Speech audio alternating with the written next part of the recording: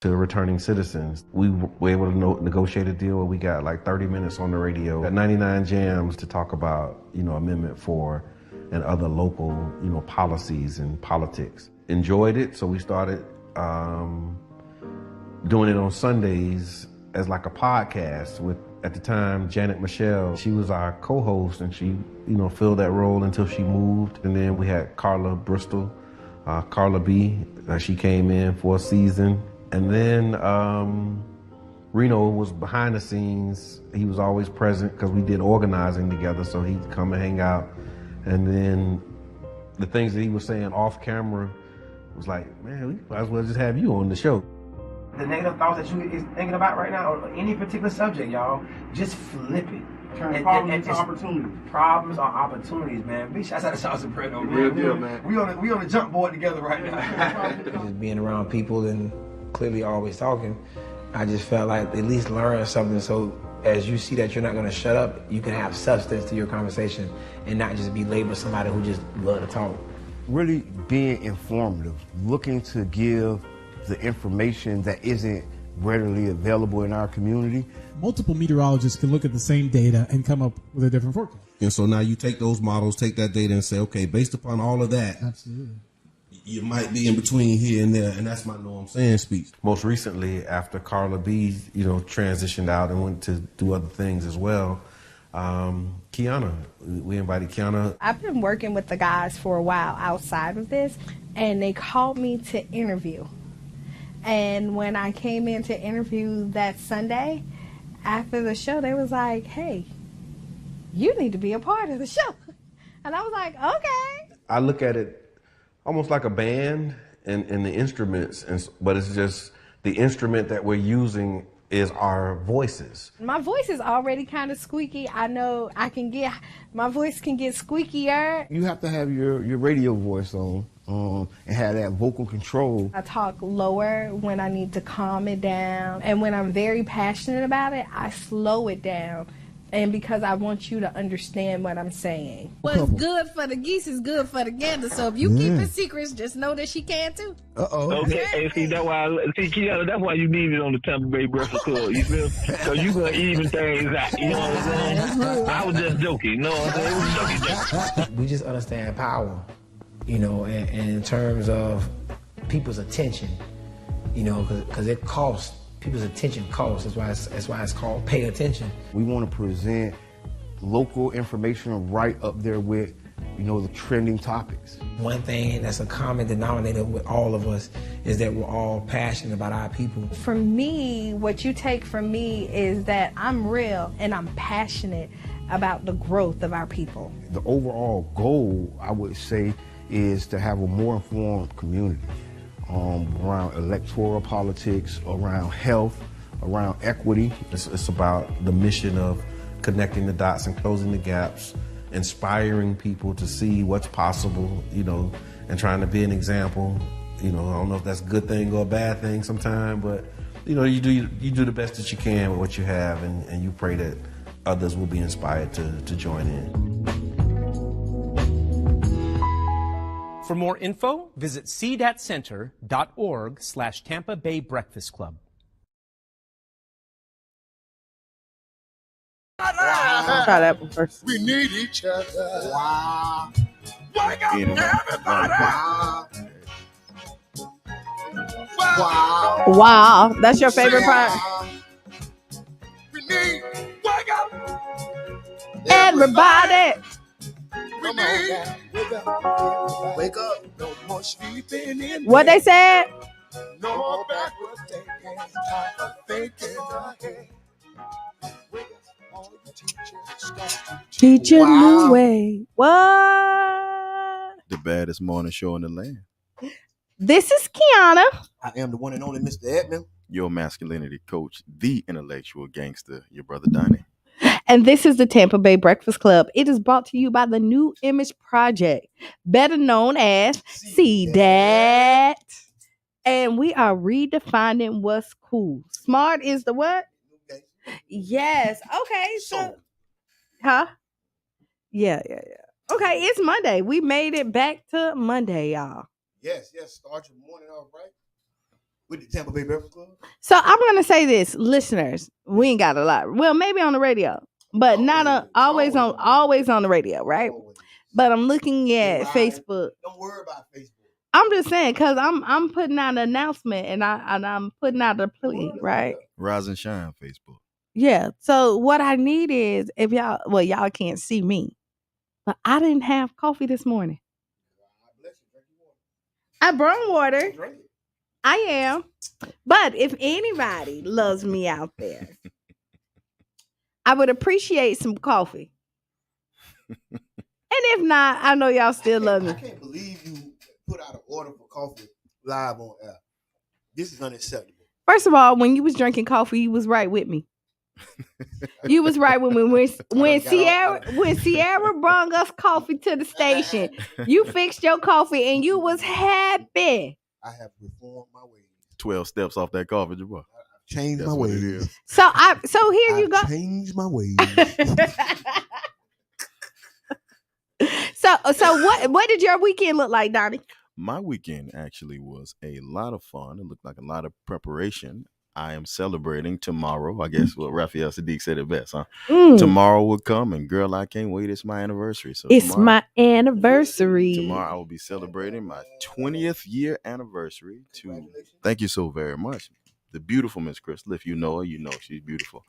And we are a testimony of what happens when you settle. See, she settled for me and end up with a prize. See, that's what happened when you settle. So ladies, listen, don't let people tell you not to settle. My wife settled for me. First of all, I'm glad you said that, because usually it's the men who feel like they settle. Like y'all the ones who really run for the commitment. Well, my wife real fine. So you see, when your wife is real fine, she reassures you every day that you lucked out. So that's what happens. Brothers, find you somebody that's real fine. Because listen, and if she fine, it's cliche, but if she fine after 30, she gonna be fine the rest of her life. So what's the fine? What defines fine? Yes.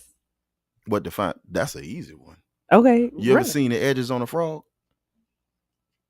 You ever seen a frog baby hair? If she find it in a frog baby hair, then you know she fine. Oh, so it does. So okay, I was waiting to see where that was going, right? So you're basically saying anything other than a frog is fine. No, you define what fine is to you. Mm-hmm. Fine is a self-defined thing.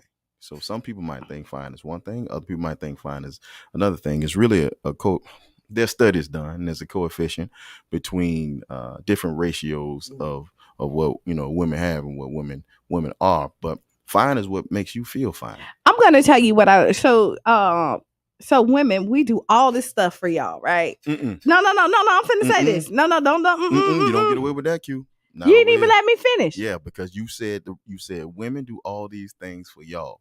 We do it for ourselves too. But listen, no. I'm gonna say, like, we get all dolled up. I mean, y'all get nice haircuts because y'all want to be nice looking to us. Don't act like y'all don't do stuff for us. We do stuff for y'all. Not for us. UB, don't start this morning. UB. Brother UB again. And Jabbar, brother, you know this, bro. UB was looking for you Friday night. UB was looking for you Friday night. Brother UB, I apologize. But no, what I'm saying is so we do all this stuff, like we do all these, wear these waist trainers, even though for ourselves too.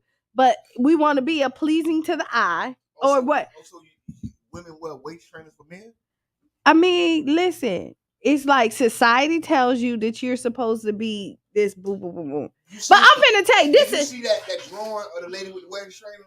And her insides was all up in here. You didn't see that drawing? But this is what I'm finna tell you. The misconception is that, like, y'all, this a misconception is that, like, y'all find all of this attractive when a lot of times y'all don't even really care. That's because women. You ain't notice. Yeah. You ain't notice what the waist trainer did for you. Women get dolled up for women. Women don't get dolled up for themselves. Women don't get dolled up for men. Women get dolled up for women. And I think men do the same thing. No. Men ain't getting what? First off, men don't get dolled up. I just want to say. Come on now. Men don't get dolled up. Second thing, men understand that a beautiful woman will attract more attention than a handsome man. This is just the truth. You said this last week. You did. I alluded to it. Yeah, I alluded to it. But the reality is this, is that women get dolled up so that they can compete with other women for attention. From a man. No, women get dolled up to go to an all women's concert. Because we want to be beautiful. To whom? To ourselves. No. To ourselves. No. You ever see, when you look good, you feel good. It's the confidence. A lot of times, but my whole point is I remember is that I was like, I don't really like taking, this is when when you have like an insecure, I was like, I don't really think I look cute. The guy was like, yo, I look at you like, let me define what look good to me. Exactly. This is where I'm going with it. When I was like, no, he was like, yo, like, I think you're beautiful. Don't be like, so there you go. Good morning, Mama Blue. Mama Blue, how you doing? Not your average grandma. She's nominated for the Senior Hall of Fame and volunteer work. Outstanding. Congratulations. Okay. Congratulations. So this is Money Making Monday, Motivate Yourself Monday. Anything else y'all can come up with Mondays that sound amazing? Masculinity Monday. Okay, I like it. And I like them fellas out there. And the ladies too. Okay. No, yeah, because everybody has to walk in it in some type of way. There's, you know what I mean? Like, even though the femininity that comes from a woman, usually, you heard me, I stumbled. But I'll let you have that, because if you would have said it, I would have got you too. But everybody else is going to let me just stumble across it because they like me more. Say something. I'm looking up some stories for us. Oh wow. But no. But congratulations, Mama Blue. But yes, back to what you said, I like to walk. I like to be in my feminine. Mm-hmm. Personally. I don't want to be in my masculine. Not when I have a man with me. So you got a masculine? Yes. Everybody do. You have a feminine side. You have to have the yin to the yang. It's which one you should walk in your masculine more than in your feminine side. And vice versa for me. Well, but this is the masculine. He can. The thing with masculinity is that masculinity and femininity and the dynamic, the polarity between the two, do not respect sex, sexuality, or gender. Mm-hmm. You will always attract your polar opposite. The vast majority of men are masculine. Mm-hmm. But this is something that came up this weekend that we explored. I spoke with one of my sisters about, is that we don't make space for feminine heterosexual men in the world. We say that if a man is feminine or he has an essence that's primarily feminine, then there's something wrong with him. He's broken. He needs to be fixed. We do the same thing with women and masculinity. If a woman has an essence that's more masculine than it is feminine, then we'll say, oh, she's just a bad woman, or she need to learn how to girl it up, or she need to soften up. And that's not the case. There are in heterosexual relationships, and I can only speak for cis hetero relationships. I think there are members of the LGBTQIA community who are better representatives of their community than I am, especially with the positions that I take. So I think that they should be asked to give their perspective. From a cis hetero perspective, I can say this much. I can say that there are masculine women and there are feminine men, and they will attract each but other. You see it all the time. Mm-hmm. You see it. You see it. No, you really do see it all the time. Like, I know people, I've met people, and I'm like, but they're fully married, they're fully functional, and their household works for them. Right. You know what I mean? And I always subscribe to the two people in the relationship define what it looks like. So if the roles switch, it's where you're comfortable at. Right. You know what I mean? And honestly, if your partner's okay with it, I'm okay with it too. I feel you. That's it. So, Jabbar, how was your weekend? I can't even remember what I did this weekend. Can we hear you? Yeah, I can hear you. Okay, I can hear you now. Go ahead. How about now? Hey. Yeah. There you go. Oh, I can't even remember. So I had a good weekend. Did you do anything for Easter with Jair? Y'all know Easter egg hunt? Nah, bunnies don't lay eggs. So I teach my children that off top. Bunnies don't lay eggs. We will not be playing no games. Not like that. Not on my watch. Okay. I mean, hey, you go lay eggs with your bunnies. and go look for them in the grass. Go look for them in the grass. First of all, let me tell you, I didn't rebuttal you. I just said okay. Okay. Appreciate You know, your house, your rules. In a lot of the world, Easter is this morning. So they celebrate the vast majority of the world, aside from the American Protestant tradition, celebrates Easter on Easter Monday. But now they do math, so they understand from Friday. So Friday to Sunday, you know where they get the Easter egg from? Yes, Easter, as we understand it now, Esther. Yes, Ishtar. It comes from a celebration of fertility that's usually celebrated in the springtime, because this is when the earth is coming back to life. And snakes lay eggs. Come on now. One more time. What you said, Jabbar? Snakes lay eggs. That's it. So don't we looking crazy? So that's where the tradition comes from itself. He just said snakes lay eggs. Named after Ishtar, and Ishtar was a Sumerian god. The people can't hear you when you nod and don't say nothing. I just said they have all kinds of designs on it. You know, okay. Well, my weekend was pretty dope, I think. Friday kicked it off with He Say, She Say. Thank you for everybody that came out. He Say, She Say was very nice.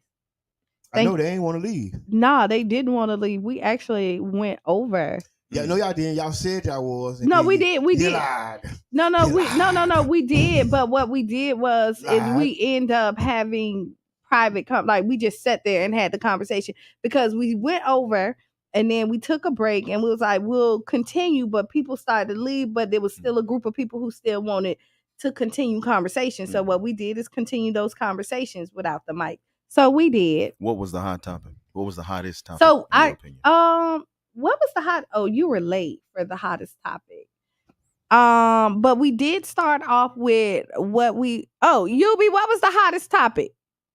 Yubi was down, Yubi was kind of controversial a little bit. That's what I'm talking about. And then yes. But we had some great piggybacking off what we talked about on Friday about your ex Qiana. What does vetting look like? What does vetting look like? Right. So we talked about that. Hey Qiana, question for you. Yes. Can you honestly vet a person if you hold a grudge? No. And this is from somebody myself I am very begrudging. Okay. Grudges were invented for me. They were. Oh, there go Yubi. I bet you it's Yubi. Good morning. Can you hear? Yeah, I can hear y'all just fine. Can you hear me? Yeah, we can. Good morning, brother. Good morning. Good morning. Wait, don't do me like that. I wasn't controversial. I was honest. What you said, Yubi? No, we're not. No, we will not. I ain't gonna do that, but I'm just saying. It was that bad? No, listen. The it was hottest just thing one. they was arguing about was just relationships and whether you should wait or not. And I don't care if it's the first day or the 90th day. Ain't nobody gonna know the difference if you don't tell them. Come on now. Oh, now they did say that, which was facts, right? That wasn't the controversial part, right? That was not. This New World Order is crazy. Oh, the controversial part, yeah, we're not going there. I was being. You said we ain't going there, so I ain't gonna say it again. Yeah, we're not gonna go there. We're just not gonna go there today. Hey, brother Yubi, got a question for you, brother Yubi. Can you be an honest arbiter of judgment and vetting if you are a person who holds grudges? Oh, you can until you hold a grudge against that person. To that person. Yeah. Well, even if you hold a grudge, you could say that because you could just like you just did with the LGBT thing. You said because of your position, you can't give an honest perception of how they feel. Mm-hmm. It'll be better to ask them. Right. So you just did just what you just said. Hey, whatever my position is, it may not be a proper representation of what it is. So I'm not going to give a position on that. It'll be better for you to ask them. So you got to state your bias first. If you want to be fair, in other words, you got to state your bias. So sometimes people already have what's known as a bias, or sometimes it's controlled and sometimes it's uncontrolled. Sometimes it's noise. Sometimes you don't know you have a bias towards something until it's pointed out to you. Case in point is that if you look at, just say a restaurant, right? And you know how you got the complaint box. Most people, when they have a good time, will not go and fill out that thing and say, I had a great time, and put it in that box. But if they have a bad time, they're going to fill it out and put it in that box. So if you was to judge it based off what's in that box, it'll look like the place is a bad place. When the actuality is, when people have a good time, they don't waste the time to fill out to say they had a great time. They just tell somebody else to keep going. So what about vetting experiences, Brother Yubi? What about a vetting experience? And I say this because I want to kind of feed into this one. And Brother Jabbar and Sister Qiana, please let me know. And listeners, good morning. Please let me know. What if you have a bias that was handed to you in the form of a prejudice against somebody like your father? Will that affect how you vet men in the future? It could. Of course. You have to do the work to change your mindset. So when you look at that, if you have it's just like we talked about in here, bad parenting, right? And if you look at the people who set your foundation for it, and if they didn't give you a solid foundation and it was rocky before, the people who supposed to love you and take care of you, if they didn't, you don't see how anybody else can. And when they come in and you get true love and all of that, it's foreign to you, so it doesn't feel right, because you feel something different than what you normally feel. And we talked about this actually, and He Say, She Say, is how people stay in toxic situation because it's comfortability. Comfortability keep you in places where you don't need to be. And so when your foundation shows you something that's inaccurate, you have to yourself do the work to make sure that you change your outlook in life and realize that wasn't proper. If that makes sense to anybody. Oh yeah, most definitely. Brother, what's your take on? I mean, I agree. You know, it take a lot to change your mindset, a lot of focus. We gonna hang up. We'll call us back. You know, somebody else might call. Yeah, because you gotta realize, a lot of us had a lot of that stuff built in us. You know what I'm saying? And to first you gotta realize it, and that's the problem. A lot of people don't realize what was built into them. You know what I'm saying? What was put into their files. And then it's just, this is how I am. It is and what it is. And you want me to say, when you say it is what it is how I am. And when when I hear people say that doesn't always make it right. You know what I mean? It's right for that person. No. If you mistreat people and they be like, oh, she pop off, that's who she is. That does not make it right. Just because she pop off for that person? No, because she's popping off on you. You ain't did nothing. No, that ain't right. When you're in society, you have to. But everybody's inside of these vessels. We're inside of our avatar, and that's what some people is. Some people don't subscribe to growth, and then for the person who subscribes to growth, we can't look down on the person who didn't, because I ain't really growing then. You know what I'm saying? Because they ain't subscribed to growth. They still yelling. No. But you want me to tell you, so you don't have to. Ain't disrespecting people. So that if you popping off on somebody, there's always, disrespect. Not always. Most popping. What's popping off? People popping Brother off Donnie, what's popping off? Popping off sounds like it's a colloquialism that we're using for losing control. I imagine that's what it is. That's what we talking about. I don't think popping off is losing control. I think popping off like when somebody go to a grocery store, or say you go to a fast food place, and then they get their food and it's missing something, and they pop off at the lady because it's missing something. Not necessarily why I cussed out, disrespected them, because that's disrespect. You know what I'm saying? Because they just disrespect. So you can't disrespect somebody and then say, "Oh, that's just how I am." I don't. So that's what I'm talking about. And so let's clear. Okay. So here we go, because we was talking about personality different, like we brung it in there. So you're correcting somebody's action is different than you being rude and disrespectful to them. And you met rude people. So let me change what we said, because popping off. So I think I threw popping off out there, right? So let's say when people are rude and disrespectful, and you done seen people that's rude and disrespectful, and people be like, that's just them. Ignore it. Just because it's them doesn't make it right. And you don't have to look down at anybody. But I also can choose who's in my world, who's in my atmosphere. Well, and you know what? That's the best action to take. Well, and that's the best action to take. I think if we circle back though, and we take a look at it, how many individuals will have dealings with somebody who they failed to vet, and then blame their own trauma on their experiences.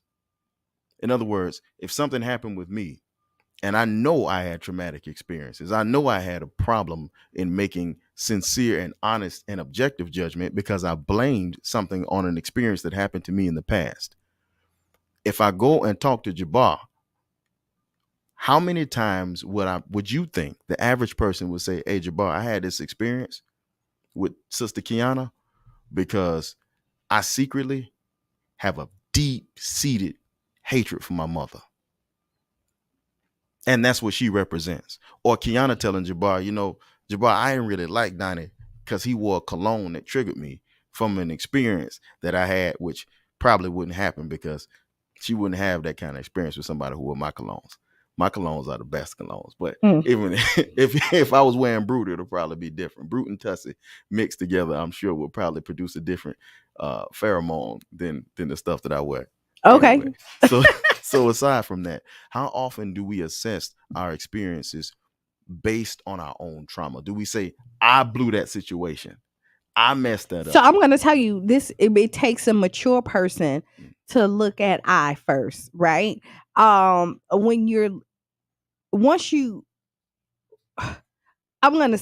it's a mature person. It's definitely a mindset when you want to, like, I know I subscribe to be the best Qiana I can be every day, right? I don't make I make tons of mistakes, right? And I also think that I've made bad decisions throughout the time. And a lot of times when I reflect, when I look back and think about all the stuff that happened, I look at myself first. It's me who I examine before I point fingers at anybody else. Not saying that somebody else didn't have anything to add to it, but I'm one of the person that look at I first. Everybody's not that person. And I'm the first person to apologize to if I messed up. Like, I know. Well, you're the bigger person. You just got to carry that bag. And because that get tiring. It Being does. A bigger person it does. I'm the one going. It does, but somebody has to, so again, I subscribe to what's more important, me being right or the situation being right. And when you stop thinking, like I say, you're a mature person. You got your what they call it? When you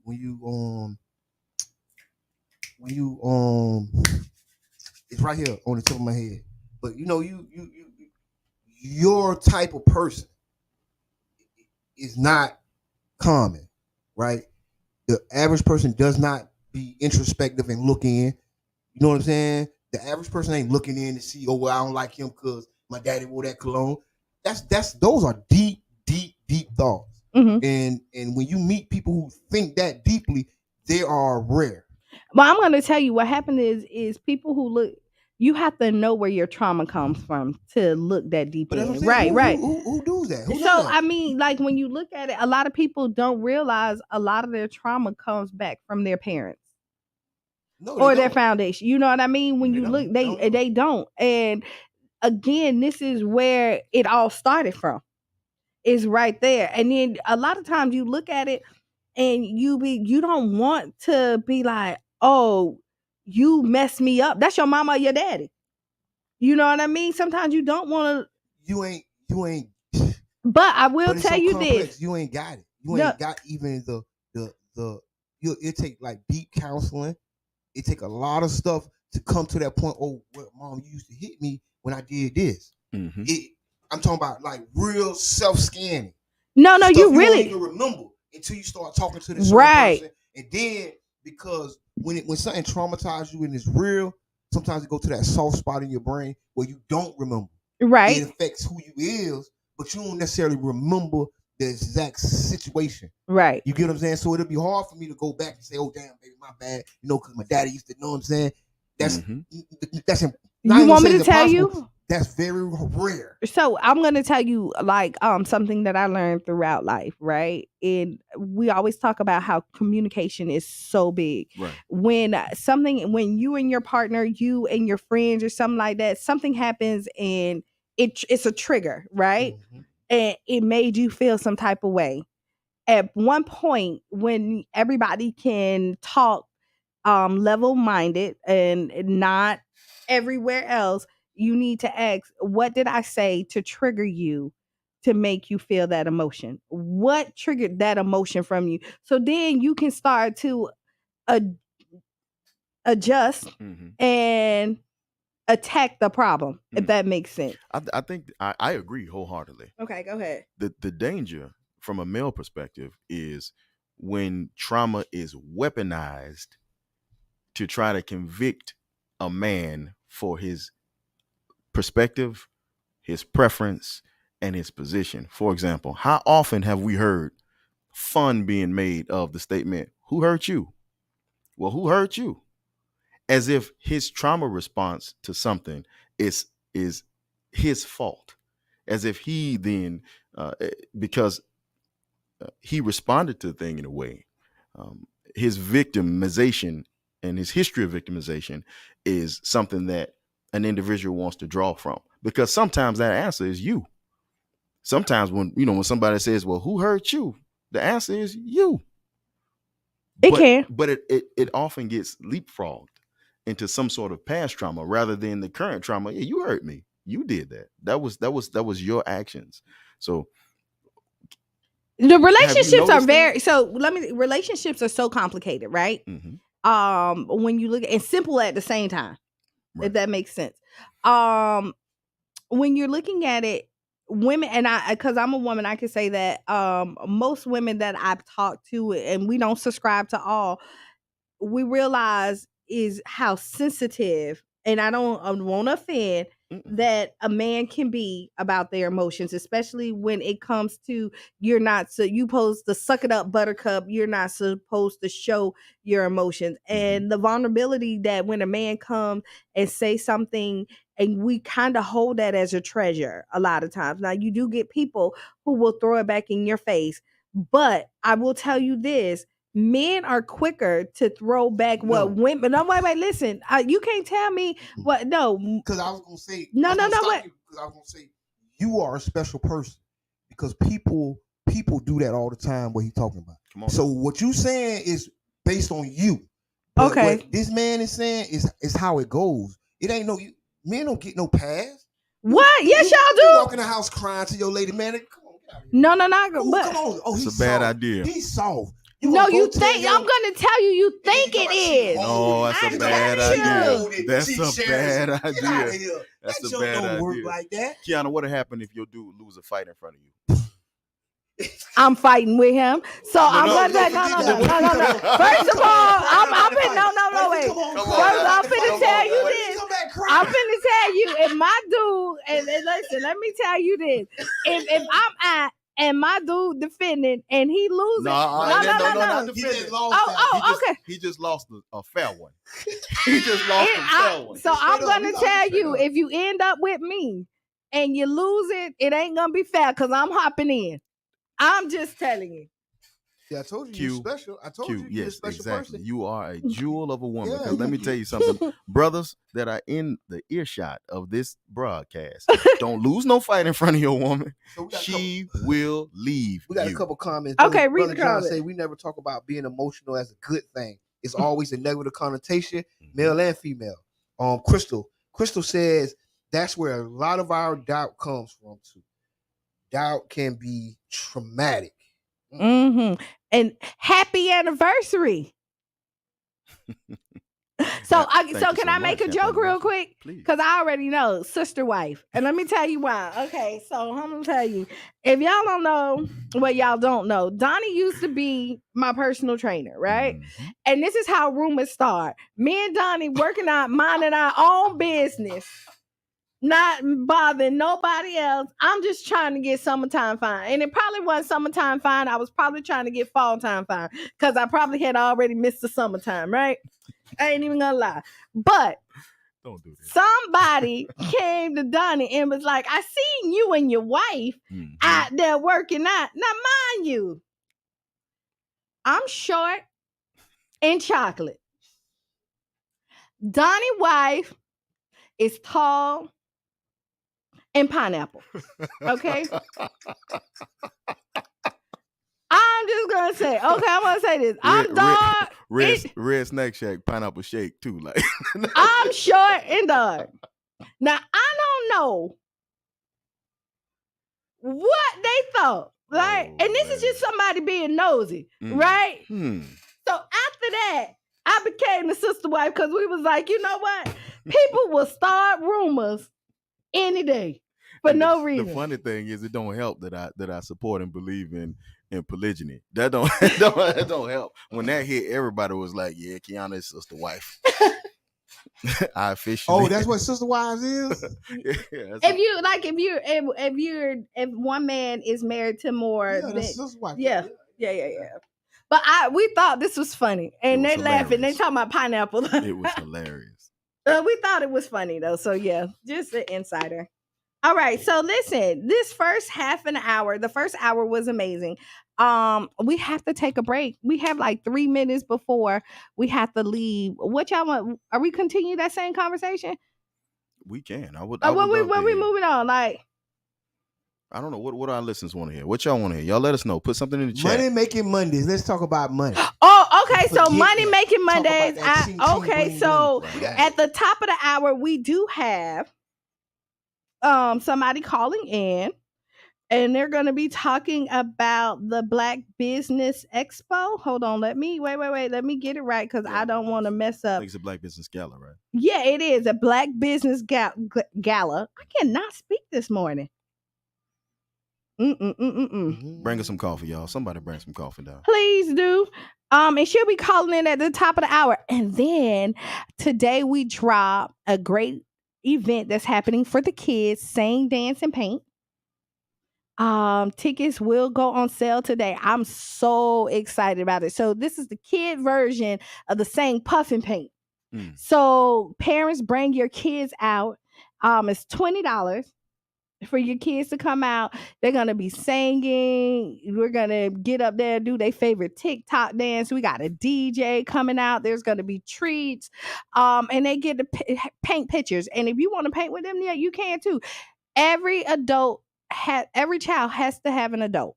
Now, if you have multiple kids, that's fine. One adult for the multiple children, but children will not be allowed in without an adult. Is there a link that they can visit so they can Yes. It's going to be on Eventbrite. We're going to post it on our page. And yeah, so this is going to be pretty dope. And where's it going to be at, Qiana? It's going to be at the factory. At the factory. Love that place. Yes. So we're going to end this half an hour right there. While y'all on there for this small break, tag a friend, tell a friend, share the page. We up. Right?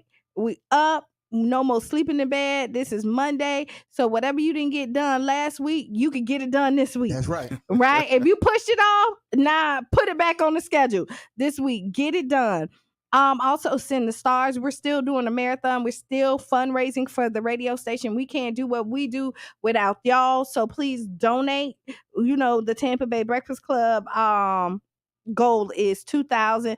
I don't know where we at, but I know we haven't reached it. And I have faith in y'all that y'all gonna make sure. So stay tuned. We'll be back 7 minutes after the hour. He was now alone. They observed a man standing near a haystack with a revolver in his hand. When they saw him prepare to fire, he ran behind the haystack, and both men plainly heard a shot. It was the best of times. It was the worst of times. It was the age of wisdom. It was the age of foolishness. Oh, hi. I didn't see you there. Just brushing up on some of my favorite literary classics. Even if a page turner like this isn't up your alley, did you know our libraries offer so much more than classic books? There's also things like passes to local museums. You can download ebooks onto your Kindle device. And super cool things like a teen gaming program. Visit your local library and see all it has to offer.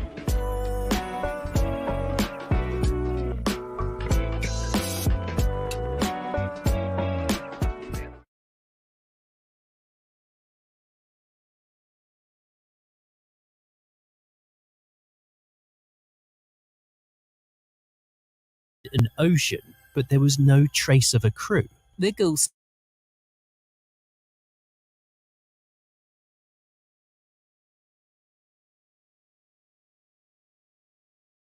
to returning citizens. We were able to negotiate a deal where we got like 30 minutes on the radio at 99 Jams to talk about, Amendment 4 and other local, policies and politics. Enjoyed it, so we started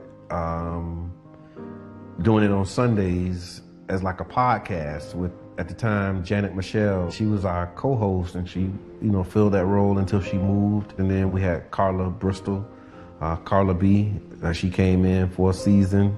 And then Reno was behind the scenes. He was always present because we did organizing together, so he'd come and hang out. And then the things that he was saying off camera was like, man, we might as well just have you on the show. The negative thoughts that you is thinking about right now, or any particular subject, y'all, just flip it. Turn problems into opportunities. Problems are opportunities, man. Big shouts out to Sauce and Soprano, man. Real deal, man. We on the jump board together right now. Just being around people and clearly always talking, I just felt like at least learn something. So as you see that you're not going to shut up, you can have substance to your conversation and not just be labeled somebody who just love to talk. Really being informative, looking to give the information that isn't readily available in our community. Multiple meteorologists can look at the same data and come up with a different forecast. And so now you take those models, take that data and say, okay, based upon all of that, absolutely, you might be in between here and there, and that's my know what I'm saying speech. Most recently, after Carla B, transitioned out and went to do other things as well, Qiana, we invited Qiana. I've been working with the guys for a while outside of this, and they called me to interview. And when I came in to interview that Sunday, after the show, they was like, hey, you need to be a part of the show. And I was like, okay. I look at it almost like a band and the instruments, but it's just the instrument that we're using is our voices. My voice is already kind of squeaky. I know my voice can get squeakier. You have to have your radio voice on and have that vocal control. I talk lower when I need to calm it down. And when I'm very passionate about it, I slow it down.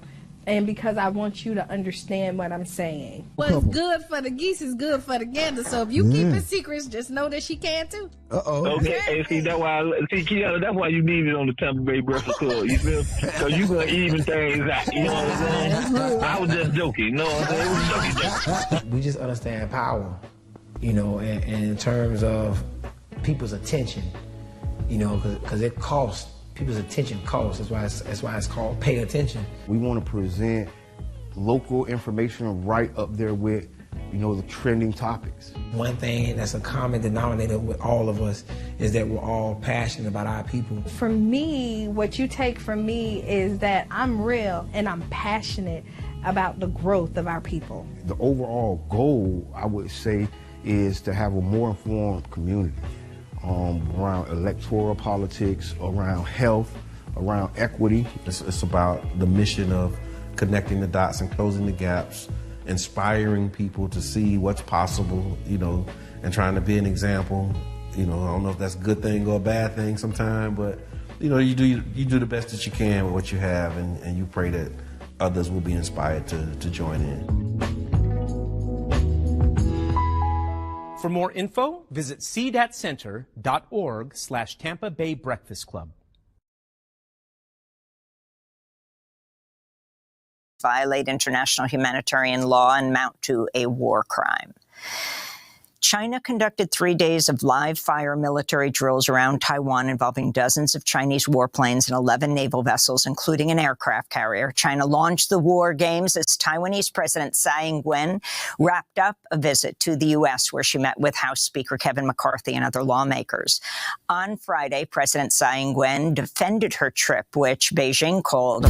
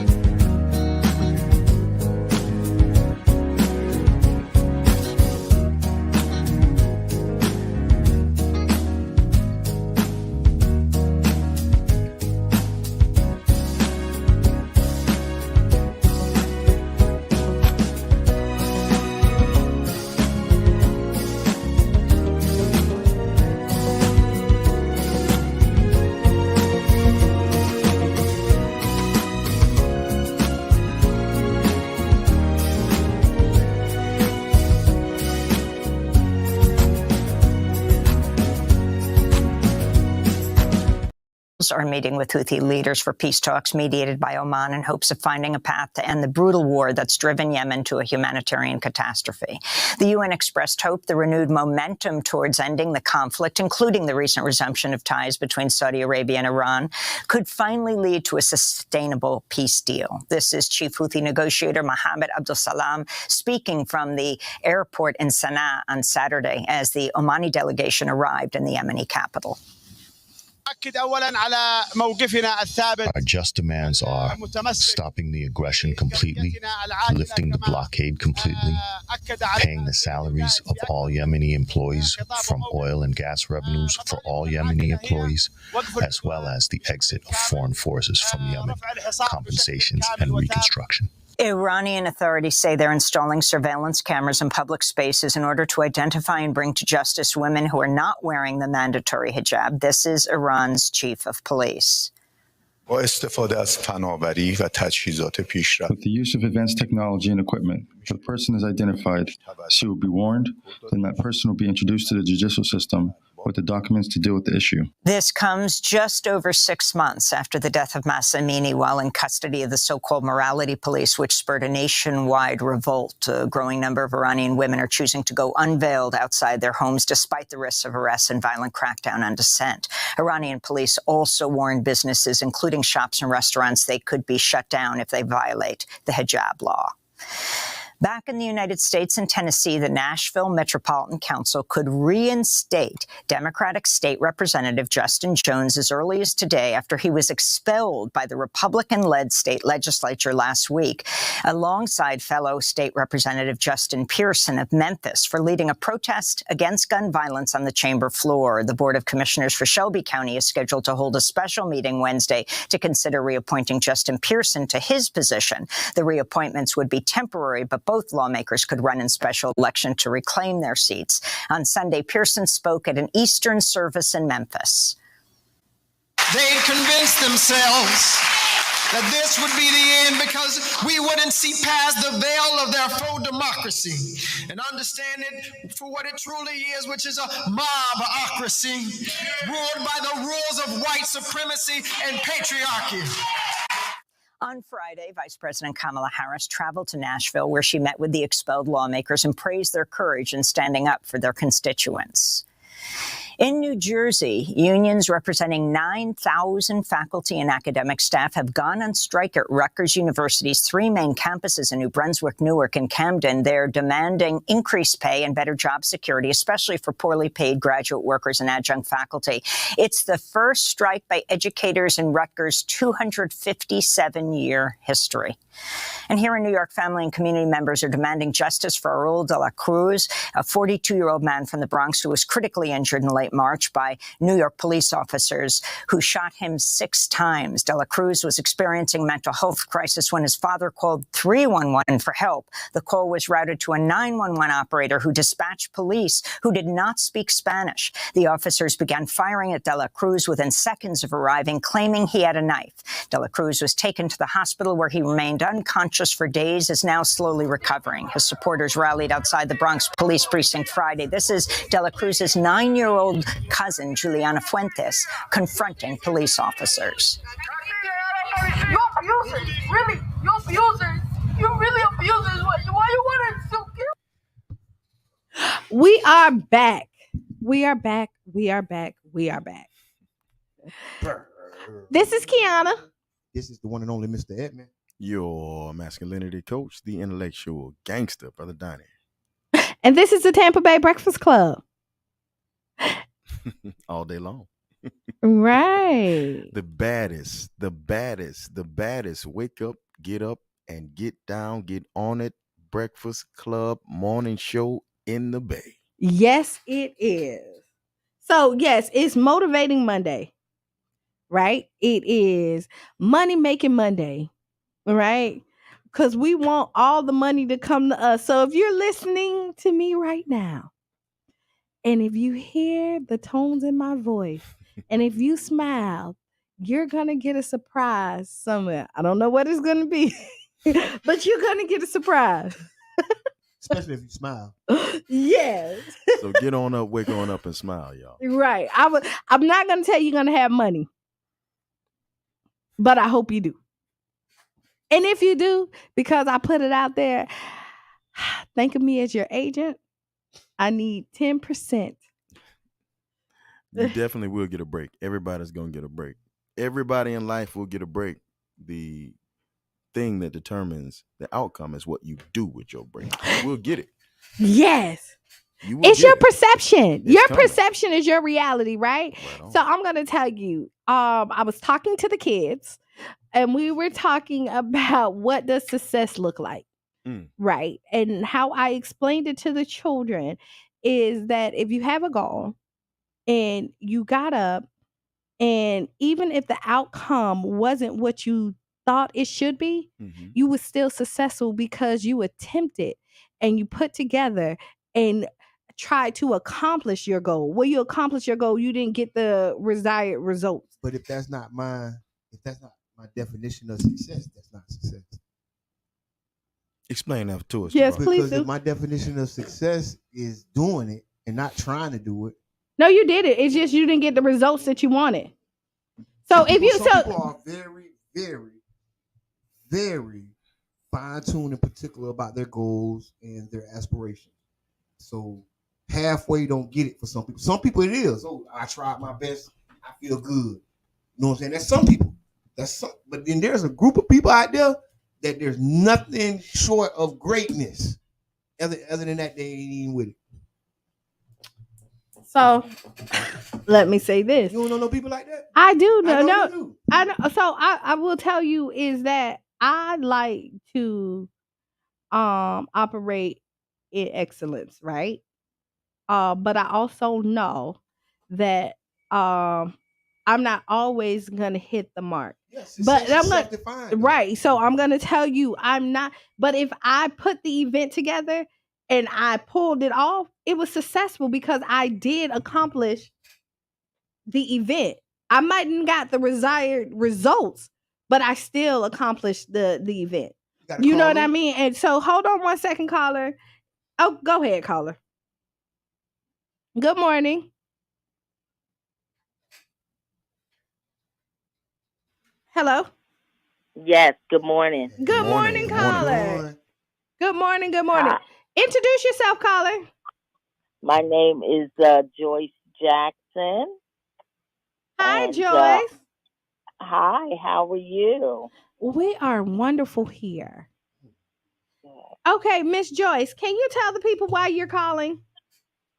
I am calling in because I am hosting a Black Business Expo and Gala event in the Clearwater area at More Eventful in Clearwater. It is a Black-owned venue space, and I will be hosting an event there. So I was calling in because I wanted to make people aware of the event, but also for us to be aware of some other things, because I am a huge supporter of Black-owned businesses and Black entrepreneurs.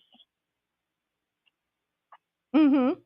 Well, we love More Eventful. So, shout out to Tiffany Moore and her husband. So that is a great place to have an event. If you've never had an event, like if you need a place to go in Clearwater area, I will always suggest More Eventful. They're very helpful. Now, what day is your event? The event is on April 15th, so it's coming up. It is this Saturday at 6 p.m. The tickets are $50, and you can either purchase your ticket on Eventbrite, or you can Zelle, or you can purchase your ticket at the door.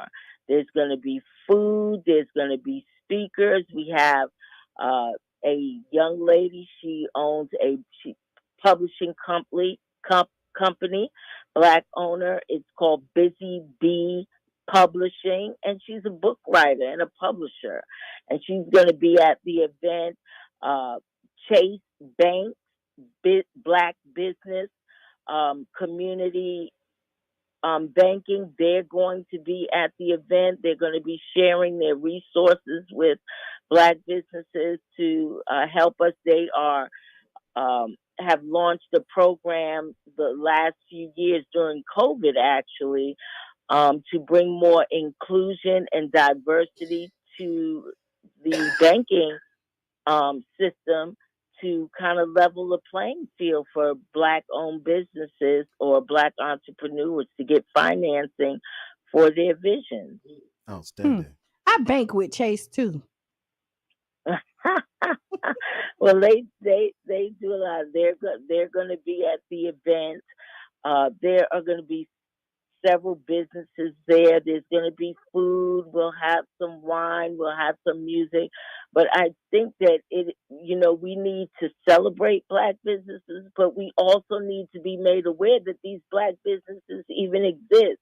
We have the largest buying dollar in the country.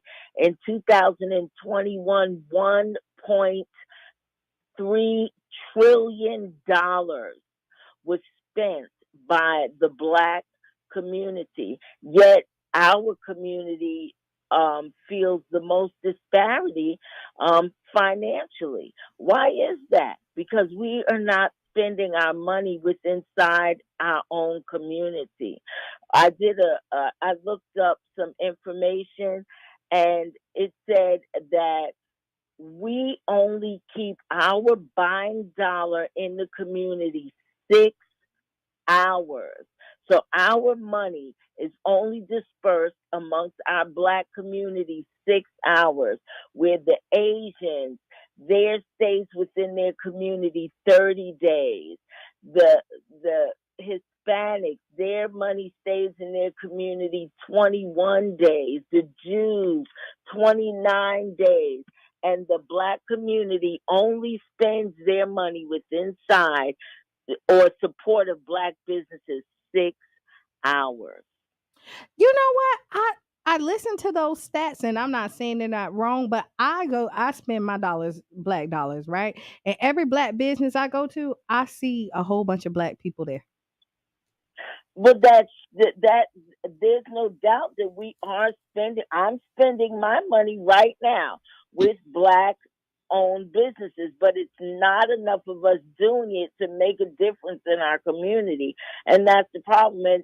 And some of the problem is that we don't even know these Black businesses even exist to be able to support them, to be able to go to. I went out on the ground last week just trying to find Black business. I was amazed at how many Black businesses were right around me, and I had no knowledge that they were even present in my community so that I could spend my buying dollar with them. Ms. Joyce, I have a question for you. This is Brother Donnie. First off, thank you so very much this morning for appearing on the show and spreading this fantastic information throughout the community. I have a question for you. I was very fortunate to have been raised by a father who was an entrepreneur since he was a teenager, who's built several successful businesses, and who actually went to school and has a degree in business. I have a question. It seems as if there's a dearth of Black entrepreneurs in the Black community, but there isn't a dearth of individuals who have higher education, particularly undergraduate and graduate degrees. Is there a correlation between individuals going to school and then seeking employment through another company or corporation rather than taking on the independence of being an entrepreneur? From your experience, have you seen that as more people become more educated in higher education, they tend to look for the Fortune 500? They tend to look for the public sector or the government positions? Well, I understand that piece when you say that we go to these bigger corporations to work, but we have got to build our own community. We have got to do something to change the narrative. So we go to school, we get this education, we get the degrees, but are we giving that knowledge back to our younger entrepreneurs? Are we giving that knowledge back to those that maybe just got a high school diploma, but they want a business? Where's the platform that allows us to pour back? Where's the money? We need the money to be able to open up centers or open up programs. Creating curriculum costs money. That doesn't, you know what I'm saying? Yes. It costs money to create curriculums to be able to provide that. Listen here, Ted Koppel. Everybody knows who Ted Koppel is, right? Yes. Major anchor for World News. He never graduated high school. He never graduated high school. Yet he is the number one anchor in the world, Ted Koppel. Why? Because somebody invested in him. They didn't look at the fact that he did not have, they didn't look at the fact that he never graduated high school. He was hungry. He was willing to learn. He was willing to be imparted to. And now I don't know if he ever went back to acquire his diploma, but when he first became an anchor, he had no literal education. So education is important, no doubt about it. But the reality is, even in the corporate sector, there is tremendous disparity in salary. It's funny you ask that question because I'm big about surveys. Data is everything. When we have data, we know how to move. When we have data, we have information, and we're able to make better decisions and choices in regards.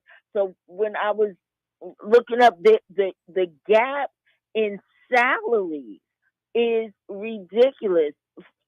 Between white businesses and black owned businesses. You know what? It really is. So at the Black Business Gala, they're gonna expect when they show up on the 15th, right? At More Eventful. And what time does it start again? It starts at 6 p.m. Okay, it starts at 6 p.m. April 15th at More Eventful, and they can get the tickets again through Zelle. Do you have an Eventbrite, you said? Yes, it's on Eventbrite. Through Zelle at 727-509-5293, or they can purchase their tickets at the door. At the door. Okay. And if you had to leave the people with one thing or their final thoughts about this event to get everybody to come out, what are you going to tell them?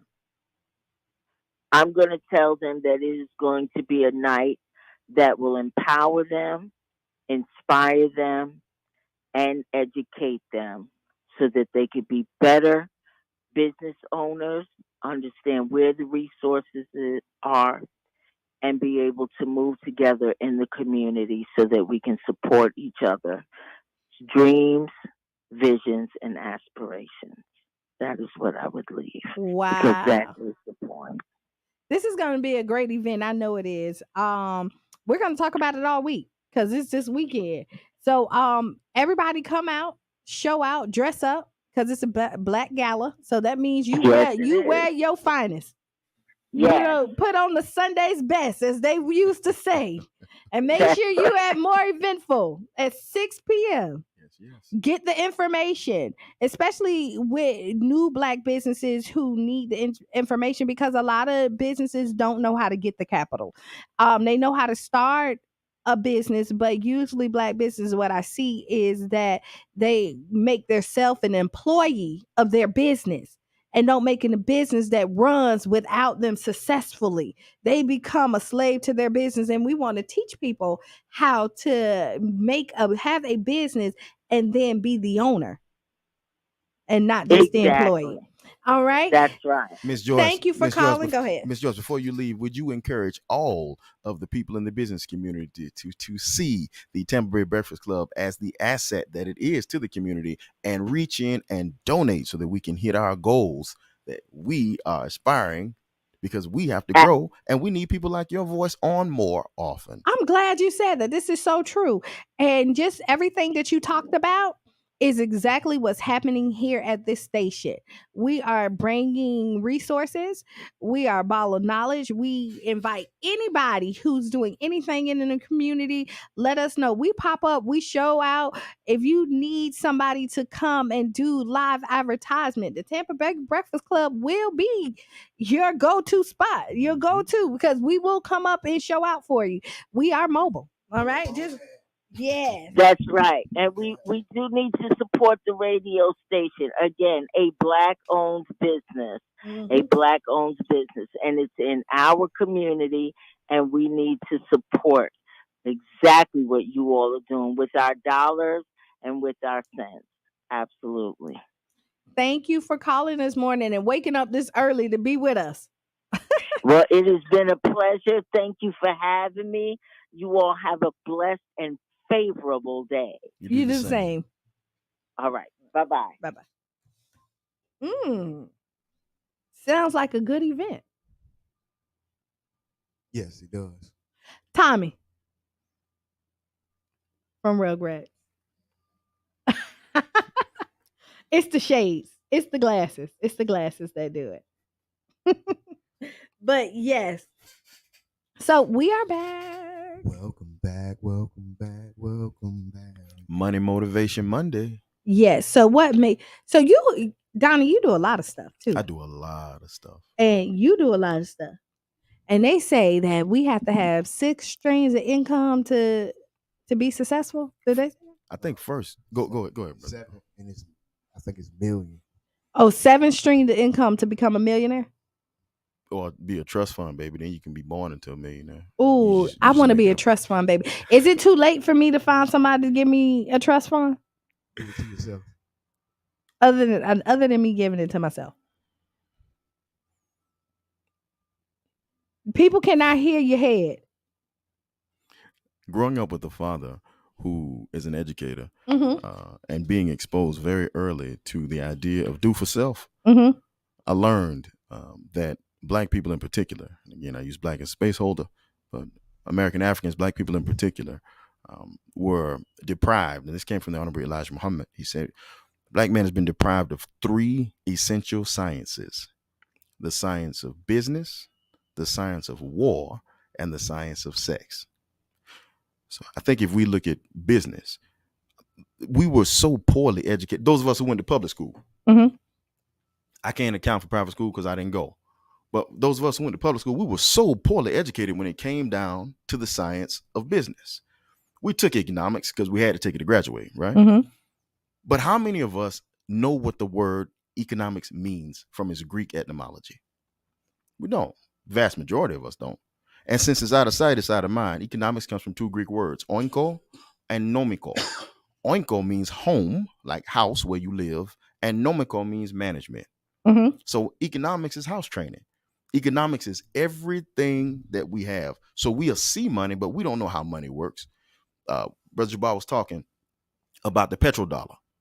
And he was talking about Ghana moving away from the petrodollar and moving to its own economy. Brother Jabbar brought up last week, the BRICS nations moving to form their own currency. We don't understand how these things work. If you ask the average person, what's the labor theory of value? They won't be able to tell you because they believe that value has a direct correlation with price, which has direct correlation with scarcity. And none of these things are true. But we are the laborers in our community. We're the ones who produce value. So we should understand how money works. So in the opinion of the other host on the show, please explain to me, how often were you taught how money operates in a society? Growing up or even now, those who didn't go to business school, and a lot of those who did, were you taught how money works? Our viewing audience, were you taught how money works? I think I was around money, and I learned from being proximity. I don't think I was directly taught. But isn't that a form of teaching? I mean, proximity. I mean, it's up to me to learn. And Brother John say, do they still have economics in class? They still teach economics. Yeah, it's home economics. Yes, class, yes. Okay. They changed the name of it. It's not called home economics anymore. But yes, they still teach it. It's called family management. Okay. And they go a little bit more in depth now than they did with us, right? Yeah. But I would, to answer you, I don't think so. You know what I mean? Most people are not. That's what you said. No, I don't think they have shop anymore, Brother John. Mm-hmm. They do. You just got to go. You have to go to a special school. You got to go to a special school. All schools don't have shop. They used to, but no more. Special schools. Coach Meta said Bogey still teaches it. He still teaches drafting. And he still teaches some form of shop. Some form of shop. Yes. Okay. But to answer your question, no. I mean, but I think learn experiences teach you a lot. You know what I mean? Like when you're around stuff, like I grew up with like my dad's being entrepreneurs. You know what I mean? And seeing their struggles, their ups and their downs, cheering on all the greatness that happened, and then seeing the pitfalls, you know what I mean? And making sure that hopefully I don't make those same pitfalls growing up. And I mean, honestly, if you are a student of life, you study people and your surroundings and hoping that you can learn from some of their mistakes so you don't make their own. A lot of people, when we went and got our first job, we looked crazy in the face when they held back a week of pay, because we didn't understand that unless you just knew, well, yeah, they're going to hold a week, so your first check is going to be 1 week. It's going to be a week light. But we didn't understand that when you work a job, first things first is that labor is the only commodity that produces more value than it's actually paid for. In other words, when you go in and you work a job and you hit a time clock, you're making more for your employer than your employer is paying you. That's how they can keep the surplus and it can become a profit. Now, you are fronting your labor. That's why you get paid. A lot of people get paid every 2 weeks, right? Right. You're fronting your labor for 2 weeks. So you're advancing your employer money. And we haven't been taught to see it that way. You're advancing those 2 weeks of wages to your employer for a promise of getting paid back those 2 weeks. Now, the weeks of the money that you advance, they continue to profit. Your paycheck, that paycheck that you get paid, that gets invested. And it gets invested in their banks, and they draw not only your labor power and the value produced and created by it, but they also draw the interest of the money that's yours that they put in their banks. And you get exploited twice over. One, you don't get paid what you're worth, or else they won't be able to make a profit. And two, you don't get what's called today's dollars. If you understand fiat money, you understand that money is its most valuable right now. Tomorrow, the dollar will be worth less than it is today. But we front 2 weeks of labor at today's dollar's value and get paid in a dollar that has depreciated 2 weeks in value. Although they are able to still pull interest off the money that they have of yours that they kept in the bank until they paid you out. These things aren't taught to a lot of people. So we think, we don't know that of the dollar is more valuable today than it will be tomorrow. So it's okay to get paid tomorrow for work that we do today. Well, you're getting paid less. Unless you do day labor. Or unless you own the means of productions. And unless you own the means by which wealth and value is produced. One of those commodities is money. Right. It takes money to make money. It does. And if you don't have money already, then the only thing that you can sell then is your life. Because that's all labor is labor power, is life force. And the only thing you can end up selling is your life. It's different. When you buy a slave, you buy them once. When you buy a wage worker, you buy them every day. But this is not ideas that we get taught when we get taught about money, and they definitely don't teach us in economics in high school. I know, trust me. So I don't know. It makes us think. I mean, all of us in here own businesses, right? And so that's a good thing. You know what I mean? And I would like to be able to have my businesses to be able to fund my children. I would definitely want to send generational wealth out there. Brother John said, wow, the way that you broke it down. Out there, but everybody doesn't think like that, right? We know that. Just like we was talking about pop off. I was thinking one thing, Jabbar was thinking another, right? So I mean, the wealth of knowledge that you just dropped. Again, most people don't even think that far in. Mm-hmm. It's only because we've been poorly educated. They didn't tell us this. I mean, you just look. I mean, we ain't even gonna get on that because that's a whole nother. That's 2-hour topic. But if you want to jump on it, because honestly, you're talking to the person who also did homeschool. You know what I mean? And so right, Yeah, right. both of us, yeah. And so when you look at it, the system is designed for us to be a couple of steps behind. Unfortunately, and we don't change it until it doesn't change until we change it. And it goes back to our conversation earlier in the morning, is once you realize there's a problem and you look at yourself, then you start to find the solution. And one thing I do like about the Tampa Bay Breakfast Club and the crew that I'm with is that we are solution based. We do not stand in the complaint line, as our brother King Reed would say. We want to find solutions. And a part of the solution is thinking about how money work is y'all listening into the Tampa Bay Breakfast Club. That's it. And let the educational, what you call yourself? The intellectual gangster. Intellectual gangster. Break it down for you. You know what I mean? Jabbar, you got something to say? You're pretty quiet today. I'm listening. That's your answer? Okay, I like it. I'll let you listen. I was about to say Alex Jabbar for 200.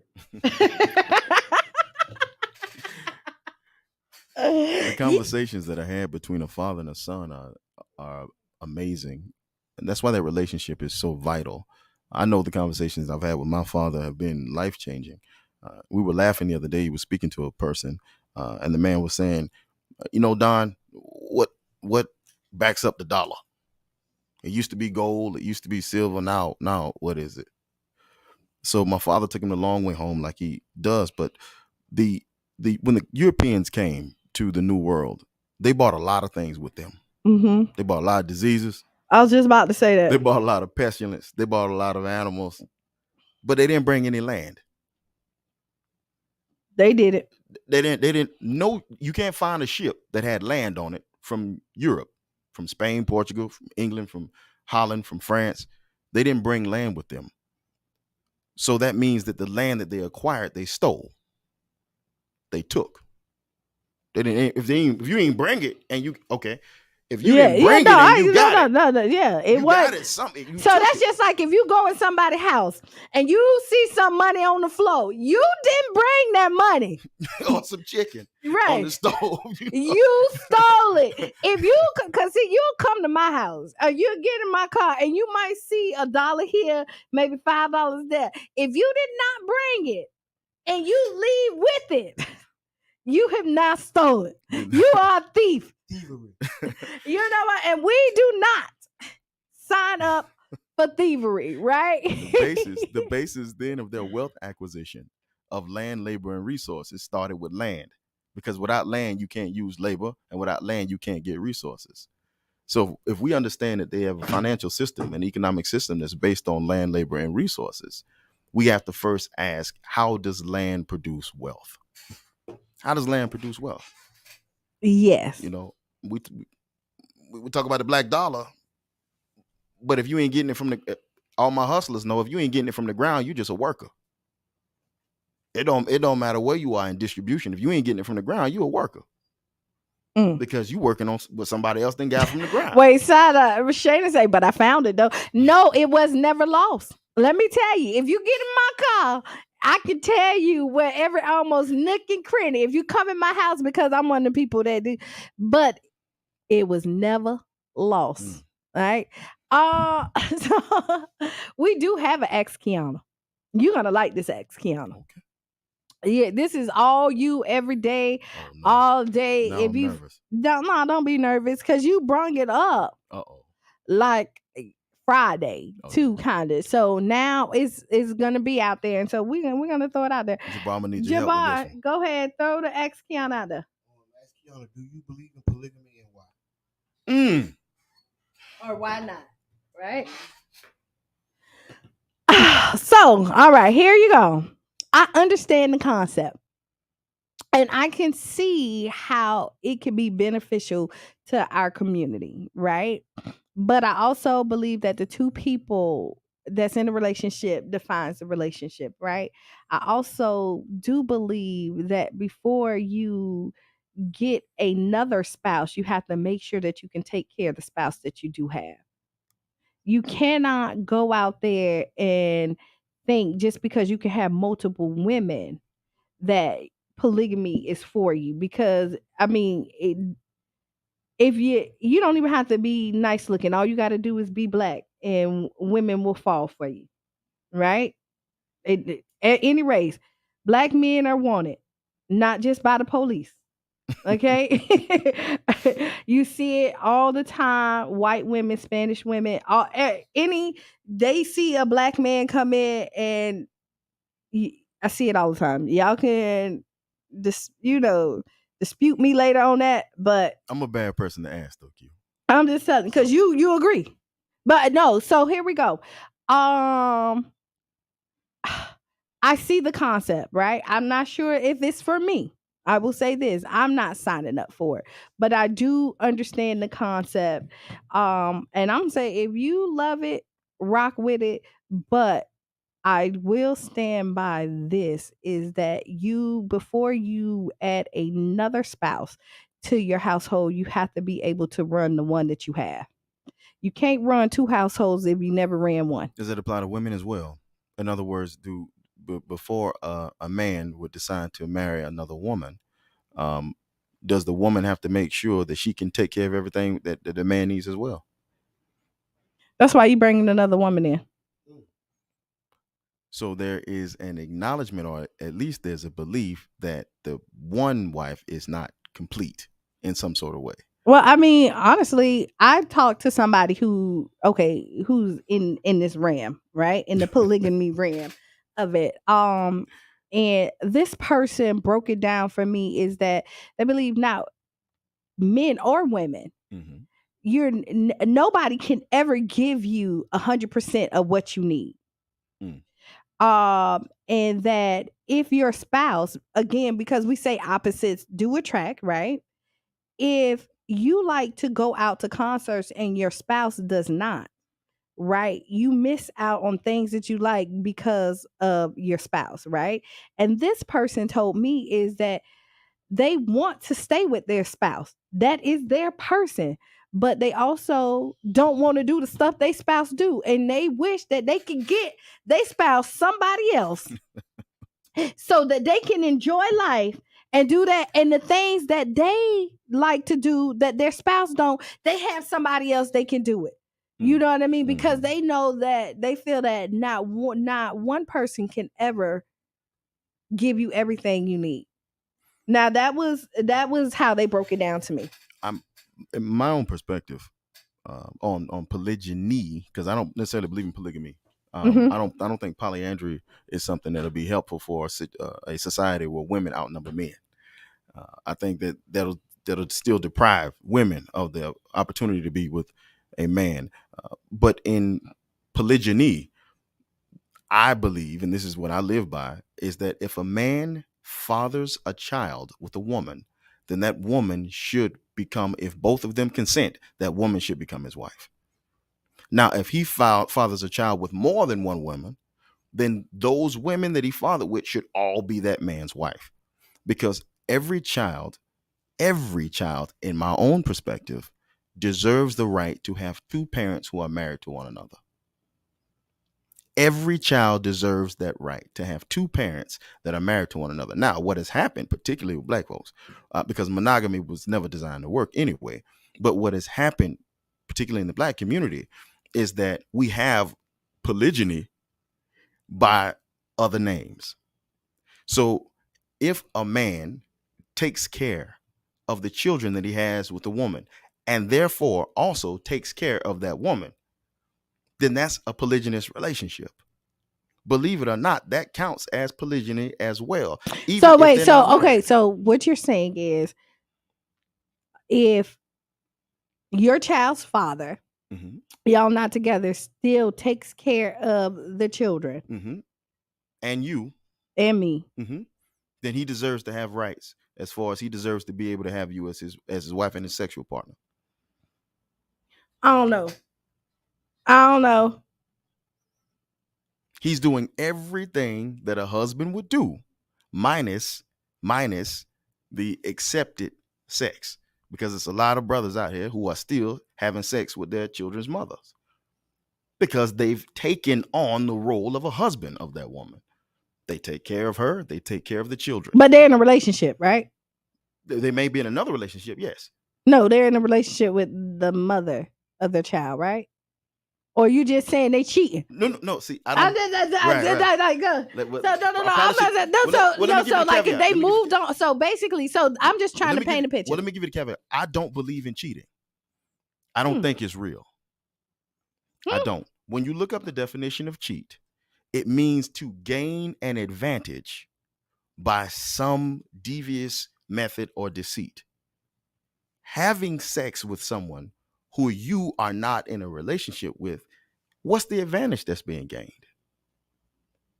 If the advantage that's being gained is quote unquote, and I don't want to get, I know this is, but there is deceit. So, okay, so here you go. You're staying on the advantage that is gained, but you said deceit, right? So like if you don't let your significant other know, and then again, if we're in a relationship, this is a partnership, we have to agree, right? And if I don't agree to it and you step out and then you don't say anything to me, that is a disadvantage, right? And there is some deceit there. No, because every woman that you have sex with is not an advantage.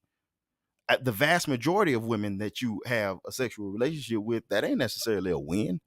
We talked about that because Donald Trump. See, there you go. went with Stormy Daniels, right? So we talked about it. But there is some deceit there. Yes. Well, no. I didn't say I don't believe in deceit. I said I don't believe in cheating. I believe in cheating. Or the idea of the word. Because y'all out here cheating. You haven't gained anything. What have you gained? What have you gained? You haven't. There is no another headache. Because you know what? If you deal with more than one woman, y'all say no.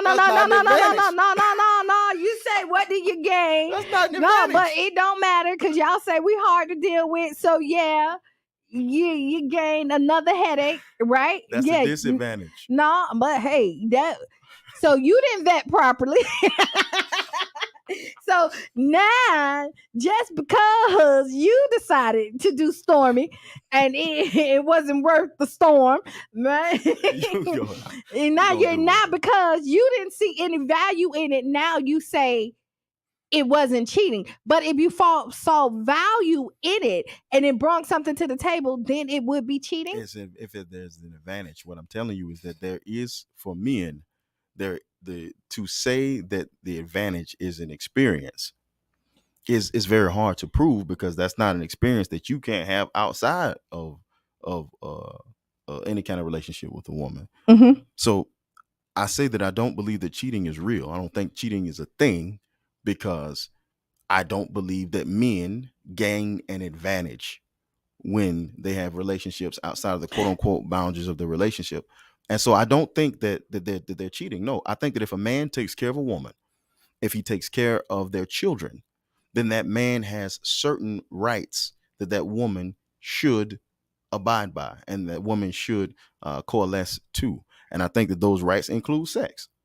I most definitely think those rights include sex. Now, that's if he has children with her. If he's the father of, because children need to know. So all right. So here we go. Because you have 2 children. Yes. From your beautiful wife. Yes. If you have sex with somebody else, is that cheating right now? No. And this is why I say that. Because that's not an advantage for me. That's a disadvantage. I run the risk of losing my entire life. So you don't subscribe to cheating? Yes. I don't think it's real. I don't think a man wins. I don't think a man wins. So only way it can be polygamy, or what did you say? Oh, no. Polygyny. Only way it can be. No. I don't describe the polygyny. No, because I can't have any more children. Okay. I can't have any more children. Since I can't impregnate anybody else, I shouldn't make anybody else my wife. I can't. So you're a one woman man. As long as I can't have any more children. Right, but as long as you can have children. If I had children, if I were able to have children, I got a vasectomy years ago. If I was able to have children. So you took yourself out of the box. Completely. Of what you believe. Shut down the factory. So listen, ain't no more new models rolling off this factory. No, I'm just trying to get, so you took yourself out of the equation of what you believe in. Of polygyny. Yes. Right, but what you believe in. Right, okay. I just want, okay. Yeah, I do. But now I also think that's very responsible. I think it's extremely responsible for an individual who doesn't believe that he should carry on a polygynous relationship with somebody just because they look good. Right. But who believes that there should be a tie of family. So it's the family base that means, so it's about the village. It's about the family, yes. It's about the village more. So that's what, because I'm trying to get an understanding. But that's what marriage should be. Marriage should be about the family. It is. Right. So if marriage is about the family, how would I look as a man, as a father of children, with children that are outside of my family? I will tell you this, is being a woman, I can't date a man who doesn't take care of their child, right? Mm-hmm. And so now I'm going to tell you this, is that if you my man and you got a child somewhere else, you can't bring that woman in. Sorry, I'm not signing up. But the children are always welcome. And the mother is also welcome too, for us to co-parent and coexist with each other where it's a healthy dynamic. But you're afraid of her? No. Why can't she come in? Oh, no. Why can't she come in? Because I don't subscribe. I just don't subscribe. It's not what I don't subscribe. I just don't. You don't subscribe to what? To you having multiple wives. I don't subscribe. Now, I see the benefit, right? I can see how people would, but I just don't. So, but you subscribe to a person having multiple children from multiple women. Well, that's life. And this is the beauty thing. I'm going to tell you. So I have another friend that say, hey, Qiana, you're more lenient on one person than you are the other, right? And I'm going to tell you, and I am on some instance, right? There's some stuff that I will accept and some stuff I won't. And the beauty thing is because it's my decision. It's up to me to make it. And it's what's comfortable to me. Mm-hmm. And so I know that prior to me, you had a life, and then this may have happened where you produced a child, right? In this journey called life. And you and the mother is no longer together. And why? Now That shouldn't be. It shouldn't, but it's life, so it is. No. That's controllable. No, well, that's controllable. Everything's controllable. Do you think that and this is why? So this is why I control my atmosphere. And so, like, honestly, since you said that, controllable it is. And if you're looking, and I'll tell you this, if you're looking for someone who you want to bring into your family, and y'all cohabitate together, I think that's a beautiful thing for the people who want to do it. And it's not for me. And I will hope that the people why is it not beautiful? Because I just said I don't subscribe. So what? And I said that earlier, is that I can understand the concept. I get it, but it's just not for me. Can a person sincerely trust that you won't project the feelings that you have to the mother of their children on their children? Now I'm not saying you personally. No, but see, wait. But let me tell you this: I don't hate nobody. Like, if you came in, what's my beef with the woman? What's my beef? So that's why. No. I'm saying, what's my beef? Well, that's why I just don't want us sharing in the same bed. I don't got no beef with you. Why not? Because listen, it is so simple. I don't subscribe. You already shared the same bed. But we're not sharing it right now. Just like I'm going to tell you right now. I once worked at Burger King, but I don't work there no more. Okay? So, hey, what you did yesterday ain't what you did today. Right. You say today's value. Yeah, no, you know what I mean? So what? Listen, I'm not working at Burger King no more, so I don't expect Burger King. No, I'm not doing it. You can't convince me. You ain't switching me. And you know what? Now we have all right. So listen, we're at the end of the hour.